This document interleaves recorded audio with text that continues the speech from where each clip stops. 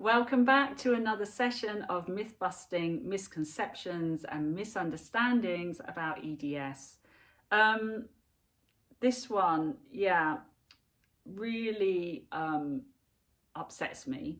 You know, the one where you're faking it and you're attention seeking because you look fine, there's nothing wrong with you, you must be putting it on, okay? You look well, so you must be putting it on. This one really infuriates me. You know, it's called an invisible illness. It's called an invisible condition for a reason. People aren't going to look sick all the time. Of course, we have good days and we have bad days. But that does not mean it is all in our head and we are faking it, or, you know, it's all in your head, so you're anxious. So do you need counseling? Do you need antidepressants? You know, there's even research now by people like Dr. Jessica Eccles that shows that people with hypermobility are more prone to anxiety. There are actual structural changes in the brain structure. You know, so the days of telling people that they're anxious should be disappearing. It most certainly isn't in our head. The pain is very, very real. I don't understand why we would want to fake having a long-term illness. And so many aspects of this condition. I mean, how would you even fake it? How could you fake it? How could you fake the palpitations, the gut issues?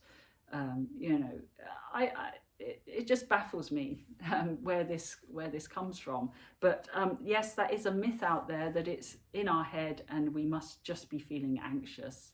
And the thing is, of course, that when you live with a chronic condition where you don't get answers and you don't get treatment soon enough, that's going to make you feel anxious for sure.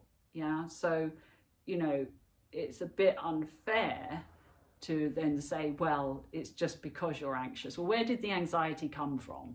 You know, I've been fighting to get answers for so long and not getting the help I need.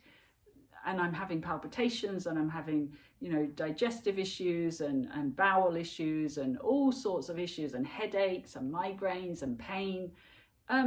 Chances are most of us are going to start feeling anxious, but that does not mean that that's made up and in your head.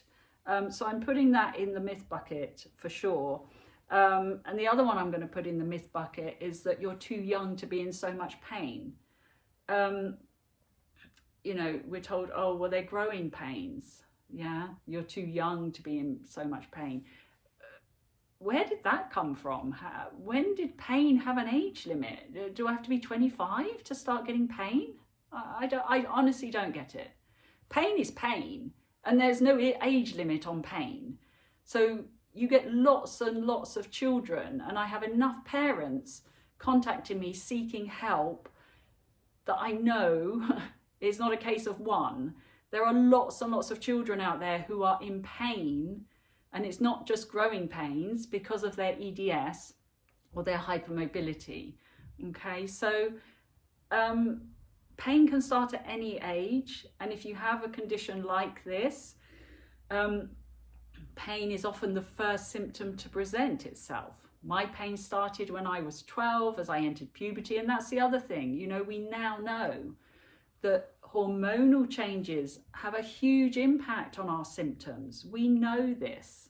You know, there's just no excuse for it anymore. We know this. And when people hit puberty and they go through a surge of hormonal changes, it can bring on pain and other issues. My pain started, I can speak as well. My digestive issues started when I was 12. I was told I had IBS. It caused me a lot of pain, a lot of discomfort. But yeah, nobody was looking for a connective tissue disorder at that time.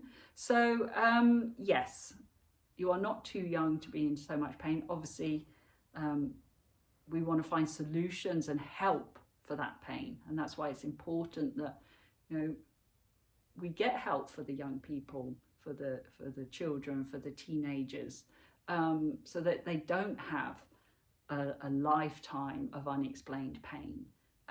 So yes, those are two little ones I had about this sort of issue about pain and presentation. I mean, you know, how you look, basically. You're too young or you look too well, and therefore, you know, you're making it up, you're attention seeking, you're anxious.